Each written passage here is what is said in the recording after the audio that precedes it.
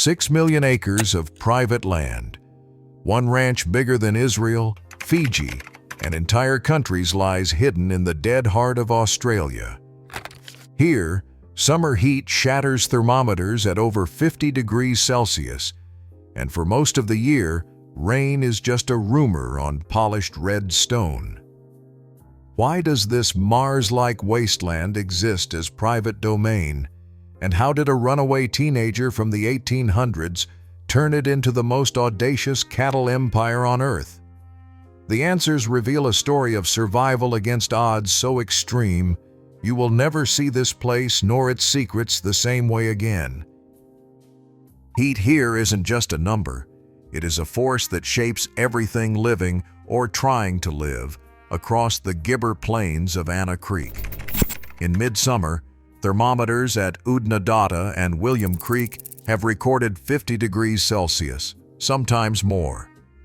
That is 122 degrees Fahrenheit, hot enough to melt the glue on your boots and send the horizon shimmering like a fever dream. The ground is a mosaic of red stones, gibbers, polished smooth by centuries of wind, baking in sunlight so fierce it bleaches bones and blisters steel.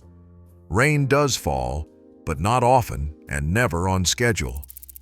The average year brings barely 130 to 170 millimeters, less than the depth of a coffee mug spread thin over months. Most years the total barely cracks 50 millimeters, and sometimes the only sign of rain is a distant cloud that never quite makes it. Out here, evaporation outpaces rainfall by a factor of 20. Puddles vanish before they can soak in. Rivers, if they exist at all, are just memories written in salt and dust.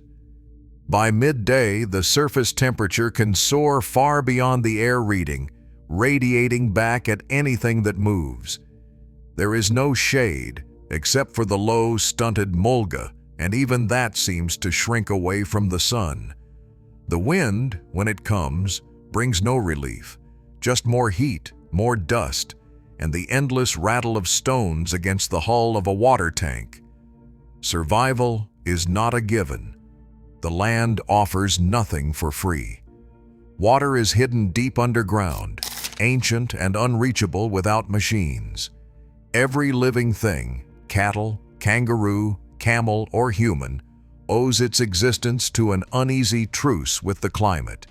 Here, the rules are simple: adapt or disappear. The Gibber Plains have no patience for weakness and no mercy for mistakes. Sidney Kidman was 13 when he left home, riding a one-eyed horse and carrying 5 shillings in his pocket. By the time he reached adulthood, he had become a legend in the outback, a man who could read the land like a map and outthink the weather. His secret was not luck or brute force. It was a plan as vast as the continent itself. Kidman did not buy just one station and hope for rain. He started with droving jobs, learned the trade, then began snapping up leases along the old telegraph line, first at the Peak in 1898, then Stewart's Creek in 1918, and finally Anna Creek by 1934. Each property was chosen for its location, not its rainfall. Kidman's genius was the chain theory. Instead of fighting drought in one spot, he linked stations in a line stretching from the edge of the Simpson Desert to the tropical north.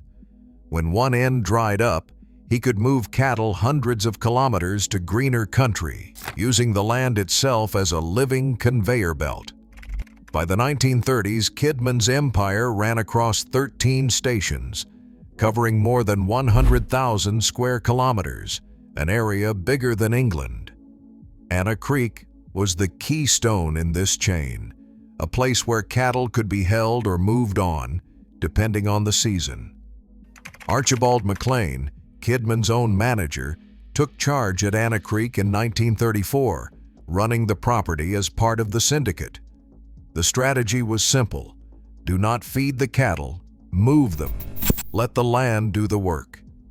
This approach made Kidman the cattle king, able to survive droughts that ruined his rivals. He never relied on luck with the weather. He relied on geography, connections, and the relentless logic of distance. But even Kidman's chain needed one thing above all else: water. In a place where rivers are just memories, finding water meant drilling deep, tapping into something far older than any station or settler. Beneath the Gibber Plains lies a secret ocean, the Great Artesian Basin. It is one of the world's largest underground aquifers, stretching beneath 1/5 of Australia. Here, water was trapped between layers of sandstone and clay 200 million years ago, long before the first cattle or even dinosaurs set foot on this continent. At Anna Creek, this ancient reservoir is the only reason life persists. Surface water is a fantasy for most of the year, so the station relies entirely on bores drilled deep into the rock. These are not ordinary wells. They tap into pressurized water that rises to the surface day and night, feeding troughs scattered across thousands of square kilometers. A hydrogeologist, boots caked in red dust, studies pressure gauges and mineral samples beside a steaming bore head. The water emerges hot, sometimes close to boiling, and laced with minerals. But it's enough to keep 10,000 cattle alive through the worst droughts. Yet the supply isn't infinite. Over the last century, pressure in the basin has dropped by a quarter as thousands of bores across the outback draw down the ancient reserves. Some springs have dried up entirely. The bores at Anna Creek must run without fail, 24 hours a day. If the pumps stop, the land reverts to silence. In this place, survival hangs on a pipeline to the distant past. A single bore runner sets out before sunrise, alone behind the wheel of a battered four-wheel drive. The day's route stretches out like a dare, 400 kilometers of rutted track looping through a wilderness where the nearest neighbor might be 100 kilometers away. In the tray there is a jumble of spare parts, pump seals, hoses, a battered toolbox, and enough water to last in case something goes wrong. The job is as simple as it is unforgiving. Check every bore, every tank, every trough, and make sure the pumps are still moving fossil water up from the deep. There is a quiet pressure behind each stop. If a single pump fails in the heat of summer and is not fixed within 48 hours, cattle start to die. The margin for error is razor thin. On some circuits, the bore runner might not see another soul all day. Each stop means climbing out into the furnace, listening for the drone of an engine, feeling the pipes for vibration, watching for the telltale shimmer that means water is still flowing. Sometimes it is a quick fix, a blown fuse or a loose belt. Other times it is a battle with sand-choked filters or a pump seized by grit. There is no backup, just the runner, the tools, and the knowledge that every living thing for 50 kilometers depends on this daily ritual. When the last bore is checked and the sun dips low, the bore runner heads home, dust-caked and bone-tired. Tomorrow it starts again. Out here, survival is measured in kilometers, spare parts, and the relentless ticking of the clock. Camels were never meant to roam these plains. Brought in during the 19th century to haul supplies across the outback, they outlived their usefulness and multiplied, slipping through fences and time. Today, Australia has the world's largest wild camel population, with estimates ranging from 300,000 to 1 million, and Anna Creek sits right in their path. A fully grown bull camel can weigh over 1 ton. When water is scarce, they will travel for days, smashing through wire fences and trampling anything in their way to reach a trough. Cattle scatter, water tanks buckle, and the repairs never end. Each time a camel herd finds a bore, the damage is immediate, with broken pipes, fouled tanks, and water gone in hours. In a single night, 100 thirsty camels can empty a trough meant to last a week. There is no easy fix. Fencing a property this size is a losing battle, so the only option left is culling. Teams in helicopters or four-wheel drives track the herds and use high-powered rifles to bring them down, sometimes hundreds in a single operation. It is a grim task, but the alternative is worse, because if the camels reach the water first, the cattle do not stand a chance. The war against feral camels never really ends. Every year new herds appear from the desert, and every year the battle to keep water flowing starts all over again. Santa Gertrudis cattle stand out in the dust, their hides loose and glossy, built for a world that punishes weakness. These animals are the result of decades of deliberate breeding, part Brahman and part Shorthorn, selected not for looks, but for survival. Standard European breeds would wither here. The heat alone would finish them. Santa Gertrudis and their Brahman cross cousins are different. Their loose skin acts like a built-in cooling system, giving sweat more room to evaporate and keeping core temperatures down even when the air itself feels like an oven.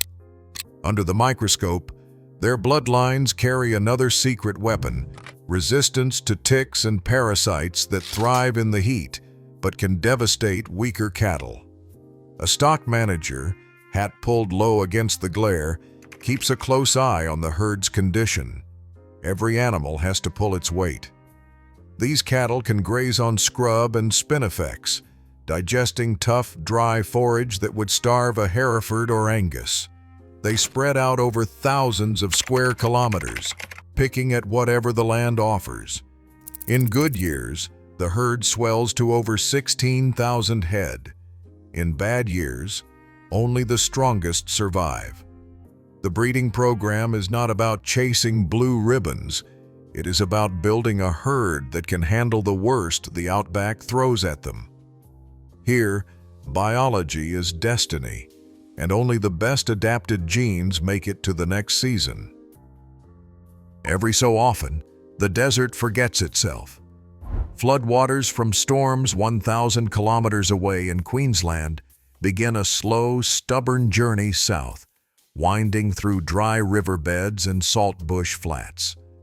Weeks or months later, those waters reach the edge of Anna Creek and spill into Lake Eyre, a salt pan so vast and empty, it usually looks like a mirage. When the lake fills, the transformation is almost violent. A basin that spent years as a blinding white crust suddenly becomes Australia's largest inland sea, stretching out for hundreds of kilometers. Pelicans and banded stilts appear as if conjured from thin air, drawn by instinct to breed in numbers that baffle explanation. Fish eggs, dormant for decades, hatch overnight. The desert erupts in green, and for a brief window, Anna Creek is a land of plenty. Grass grows waist-high, and cattle herds double in size almost as fast as the water rises. After years of scraping by, the station can support up to 16,000 head, but abundance here is always on loan. Within months, the water evaporates, leaving behind salt, silence, and the memory of a ghost sea that may not return for another decade. When the rain finally comes to Anna Creek, it doesn't arrive gently. It crashes down in wild storms, turning the hard-baked gibber into a sea of mud that swallows vehicles and erases every track. For months, the station's vast network of dirt roads becomes useless, impassable to trucks, graders, or even the toughest four-wheel drive. The world shrinks to a handful of islands: the homestead, the outstations, the lonely airstrip. Mail and supplies, usually hauled in by road, now depend on small planes that land in brief gaps between downpours. If the strip becomes too soft, even that lifeline disappears. Fuel, food, and medicine must be rationed. Machinery breaks down and can't be repaired until the ground dries, sometimes not for weeks. The sense of isolation grows heavier with each sodden day. Families and workers are stranded, cut off from the outside world except for a crackling radio or a patchy internet signal. Emergency evacuations become a race against the next storm cell. In the wet, Anna Creek becomes its own country, surrounded not by fences, but by hundreds of kilometers of impassable mud. Out here, the cost of a single supply delay can spiral into real risk, and patience is the only thing that moves faster than the rain. Stretching over 5,600 kilometers, the Dingo Fence slices through the outback like a scar. Built to keep wild dogs away from the sheep country to the south, it is the longest man-made structure on Earth, longer than the Great Wall of China. Anna Creek's share runs for hundreds of kilometers across some of the harshest terrain in Australia. The job of keeping it intact never ends. After every sandstorm, the crew heads out with shovels and graders, hunting for sections where the fence has vanished beneath fresh drifts. Some mornings, whole stretches lie buried, only the tops of posts poking through the red sand. Other times, the wire sags where kangaroos or emus have crashed through in the night. There are no shortcuts. Every break is a weak spot, an open door for dingoes that can wipe out a mob of sheep or calves in a single night.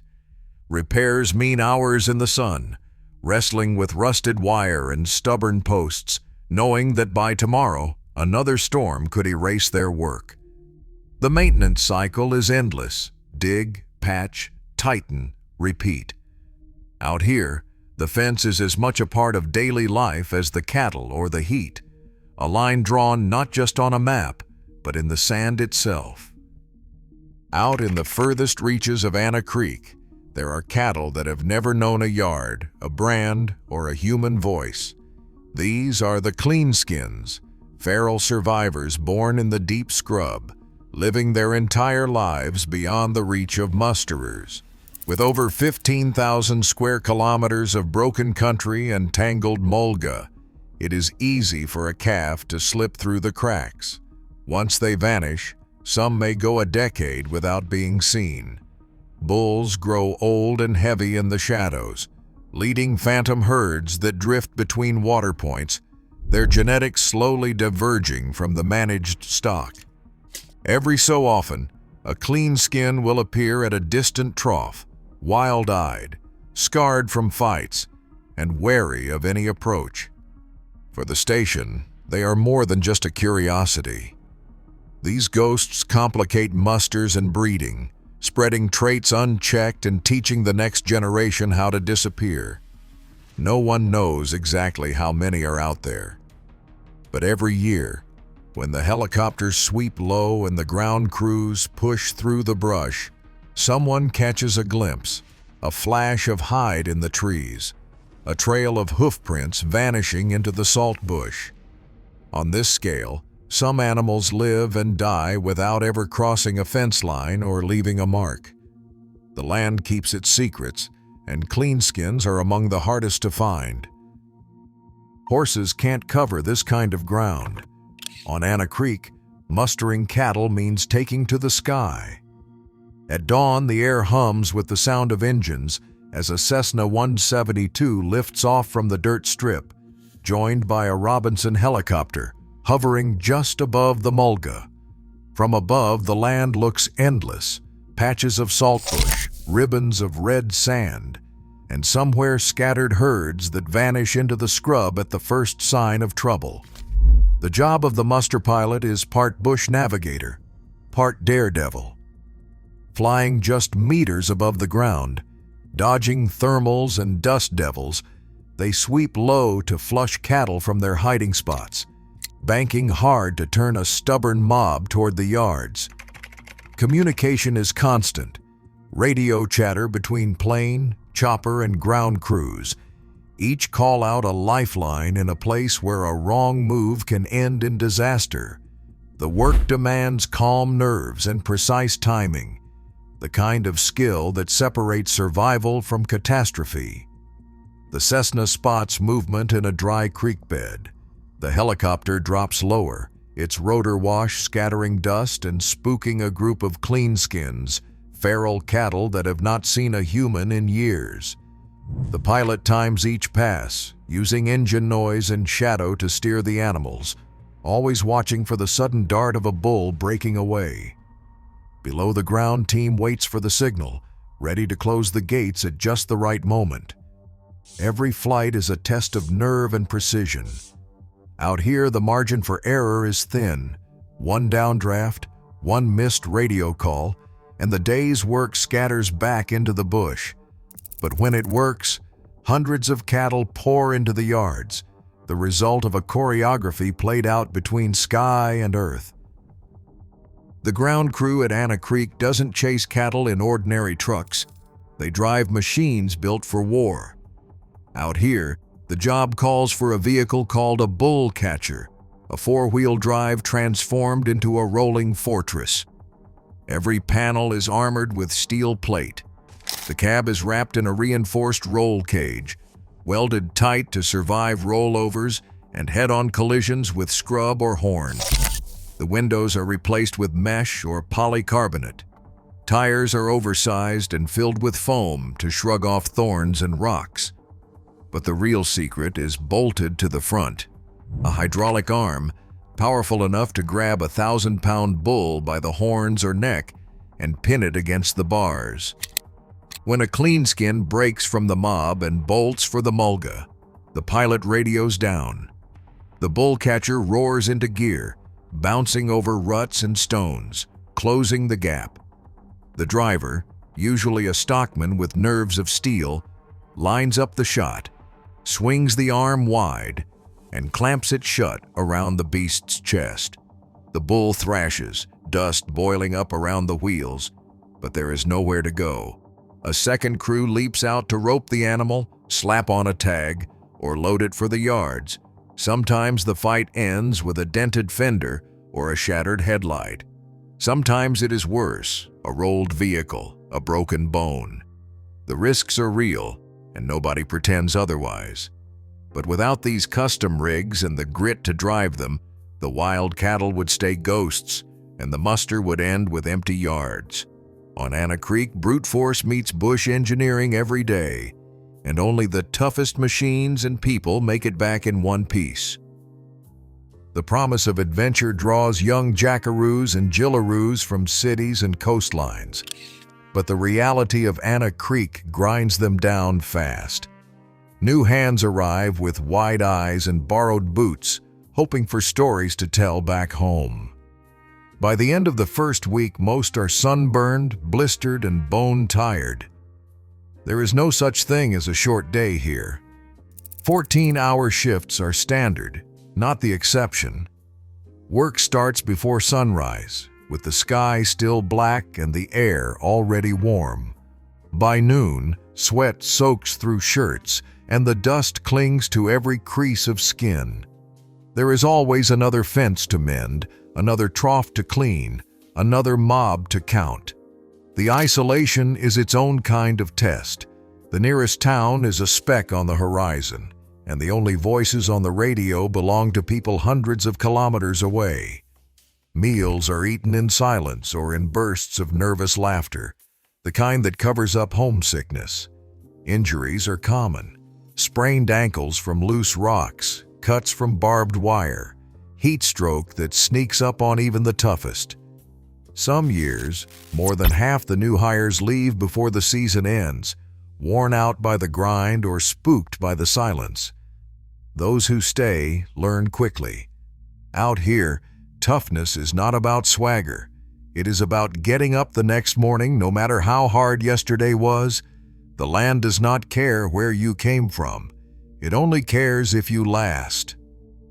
A road train idles at the edge of the Anna Creek yards, its engine rumbling in the dawn heat. This is no ordinary truck. It is a 50-meter-long beast hauling 3 or 4 trailers linked like a steel centipede. The driver climbs into the cab and checks the gauges. Out here, The Oodnadatta track is less a road and more a suggestion, a ribbon of red dirt that snakes through emptiness, broken by washouts and corrugations sharp enough to shake bolts loose.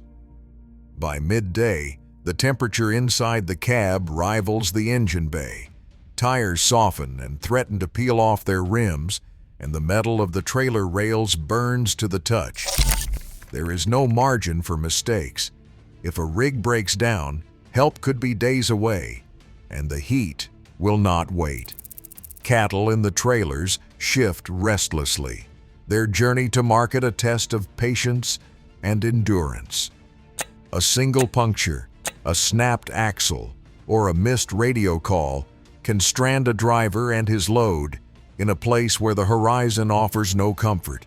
Every successful run is a minor miracle. Thousands of kilometers, hundreds of animals, and one person keeping it all moving through a world that wants nothing more than to stop them cold. William Creek is less a town than a stubborn outpost, marooned in the middle of Anna Creek Station's endless red. Population is somewhere between 6 and 10, depending on who is counting and whether the greater operator is in town. The PUB is the heart of it all. A low-slung building where the walls are plastered with faded driver's licenses, currency from a dozen countries, and a collection of bras left by travelers who made it this far and wanted proof. The publican, equal parts bartender and bush philosopher, pours cold beer for passing road train drivers and spins stories that stretch the truth almost as far as the Oodnadatta track. Just down the street, if you can call it that, sits a squat building with an antenna bristling from the roof. Here the school day begins, not with a bell, but with a crackle of high-frequency radio. For the handful of children scattered across the station's farthest reaches, lessons come through the air, teachers sitting in a studio 500 miles away, voices bouncing off the ionosphere. Geography class might be interrupted by a dust storm or a curious cow pressing its nose against the window. The teacher on the other end knows every student by name, but might go years without ever meeting them face to face. In William Creek, community is measured in radio waves and the shared knowledge that isolation, while relentless, is never quite complete. A battered metal cylinder lies half buried in red sand, its surface scorched and stenciled with faded Cyrillic. Out here, stumbling across a chunk of twisted titanium is not unusual. It is a side effect of living next to the Woomera rocket range. Since the Cold War, this corner of Anna Creek has served as a designated drop zone for spent rocket stages and space debris. Station hands tell stories of finding nose cones in creek beds, or of hearing a distant thud as something from orbit meets the gibber plane. The map of Woomera's test area overlaps Anna Creek's lease, turning a cattle property into an unofficial graveyard for hardware that once circled the planet. In 2016, that overlap became a national headline. When Anna Creek went up for sale, a Chinese consortium put in a bid, Shanghai CRED, backed by state interests, aiming to buy the world's largest cattle station. The Australian government stepped in, citing security concerns about foreign ownership so close to Woomera's missile testing grounds. The treasurer blocked the sale. The property was eventually sold to the Williams Cattle Company, keeping it in Australian hands. For the people who work here, the line between outback routine and global geopolitics can be as thin as the skin of a falling rocket or the signature on a government memo. Sunlight pours down on Anna Creek with a ferocity matched by few places on Earth. Each year, the station receives around 2,200 kilowatt-hours of solar energy per square meter, a figure that puts it among the most sun-drenched spots on the planet. For decades, that energy only baked the land and bleached bones. Now, a new idea is gaining ground. What if the future of Anna Creek is not just cattle, but solar electricity. Recent feasibility studies suggest that covering even a fraction of this expanse with solar panels could generate more power than some small countries.